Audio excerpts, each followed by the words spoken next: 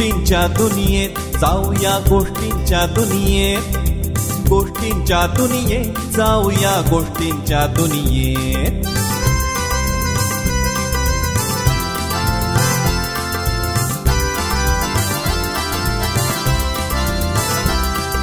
मातृभूमी ही संस्कारांची, वैज्ञानिक रणवीरांची कथा तयाच्या ऐकायाला ठरला फक्कड बेत, ठरला फक्कड बेत. गोष्टींच्या दुनियेत जाऊया, गोष्टींच्या दुनियेत.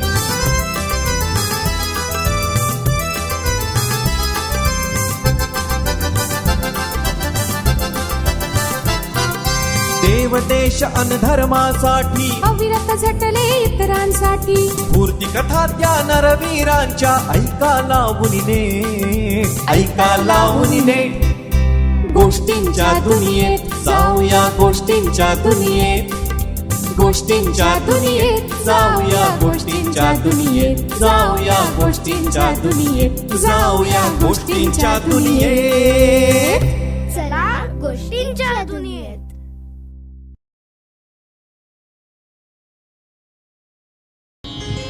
नमस्कार मंडळी. घरोघरी अश्विन शुद्ध प्रतिपदेला घटरूपामध्ये स्थित असलेली या संपूर्ण विश्वाची शक्तिप्रदायिनी वरदायिनी जगदंबा वास करते आहे.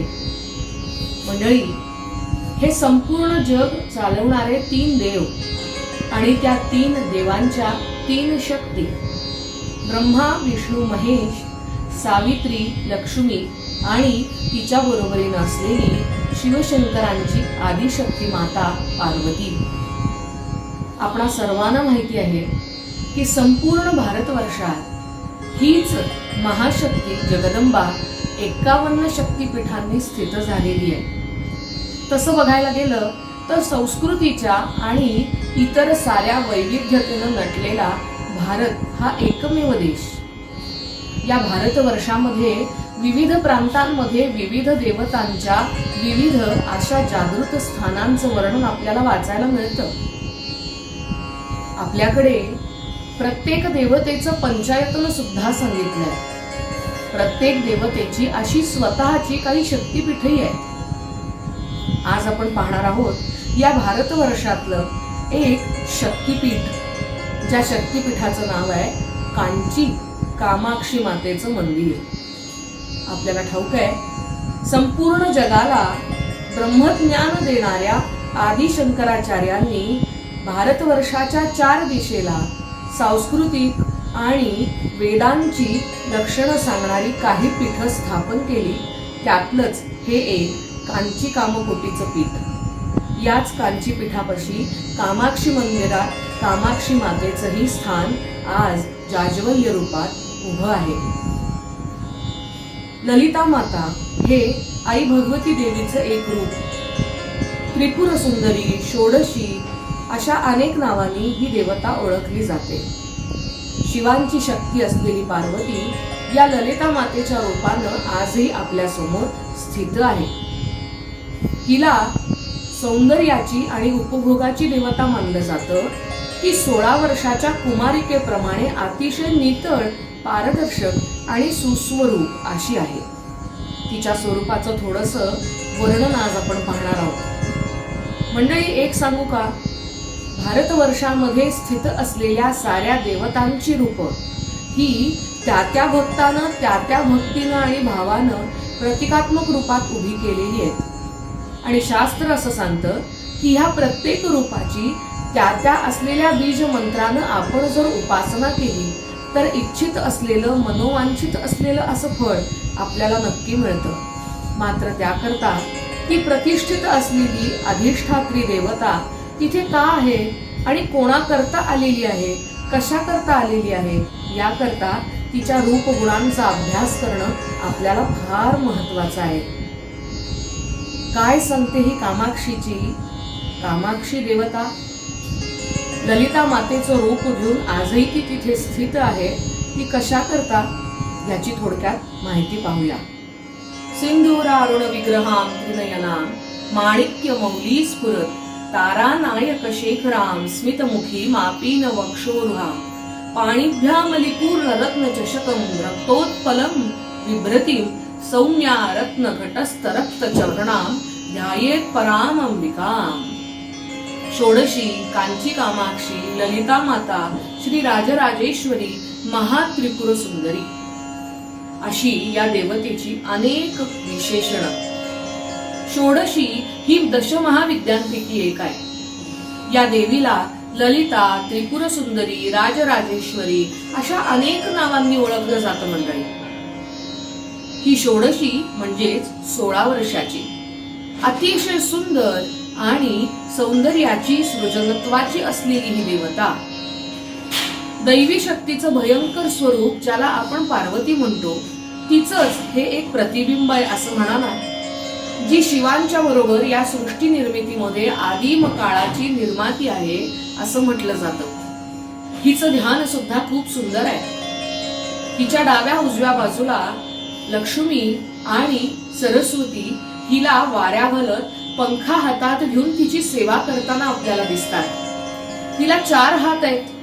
या 4 हातांमध्ये पहिल्या पुढच्या 2 हातात एक दोरी आणि दुसऱ्यामध्ये पाईक आहे. आयुष्यामध्ये असणारी आसक्ती आणि तिरस्कार याचं दर्श रूप दाखवणाऱ्या या 2 गोष्टी. तिच्या उरलेल्या 2 हातांमध्ये असलेल्या उसाच्या धनुष्याचं रूप आणि 5 फुलांचे बाण हे आपल्या आयुष्यामधल्या देह चालवणाऱ्या मनाचं आणि पंचमहाइंद्रियांचं दर्शक असलेलं स्वरूप. तिचं शरीर अनेक अलंकारांनी परिपूर्ण आहे. या ललिता मातेची तस्वीर आपण नीट पाहिली ना मंडळी, तर सौंदर्यवती असलेली ही ललिता माता सुवर्ण कांतीनं झळाळून उठलेली आपल्याला दिसते. या त्रिपुर सुंदरीला दुर्गा आणि महाकाली प्रमाणेच पार्वती मातेचं रूप म्हणूनही आपल्या पुढे प्रदर्शित केलं जातं. श्रीकुलाच्या परंपरेनुसार देवी आदी पराशक्तीचा हा सर्वोच्च पैलू म्हणजेच ही त्रिपुर सुंदरी माता. ही देवी ललिता म्हणजेच श्री चक्राची दैवी ऊर्जा मानली जाते. सुवर्ण कांतीनं रंगलेली ही देवता सृजनत्वाची एक परिपक्व अशी अवस्था आहे. शिवांच्या मांडीवर ती विराजमान झालेली आहे. हिंदू सौंदर्याची आणि उपभोगाची देवता म्हणून तिच्याकडे पाहिलं जातं. मंडळी, सहस्त्रदळ कमळावरती विराजमान असलेली ही त्रिपुर सुंदरी, ती ज्याच्यावरती विराजमान होते ना, ती सहस्त्रदळ म्हणजेच माऊलीनं वर्णन केल्याप्रमाणे आपल्या देहामध्ये निर्माण होणाऱ्या सहस्त्रदळ रूपात असलेल्या अष्टसात्विक भक्तींचं स्वरूप आहे. मी सुरुवातीलाच तुम्हाला असं म्हटलं होतं की भारतीय हिंदू परंपरेप्रमाणे ज्या काही देवता भारतवर्षाच्या कानाकोपऱ्यात वस्ती करतात ना, त्या प्रत्येक देवतेचं मूर्त स्वरूप हे आमच्या अध्यात्माशी, आमच्या देहविज्ञानाशी आणि निसर्गाशी जोडलेलं असतं. 51 शक्तिपीठात या भारतवर्षाची ही पार्वती माता महिषासुराचा, शुंभ निशुंभाचा अंत करत आजही शक्ती स्वरूपानं प्रतिष्ठित आहे, अधिष्ठित आहे. भारतवर्षात या संपूर्ण सृष्टीचं शक्ती स्वरूपाचं दायित्व करणारी ही जगदंबा 51 शक्तिपीठात 51 ठिकाणी आजही अधिष्ठित आहे.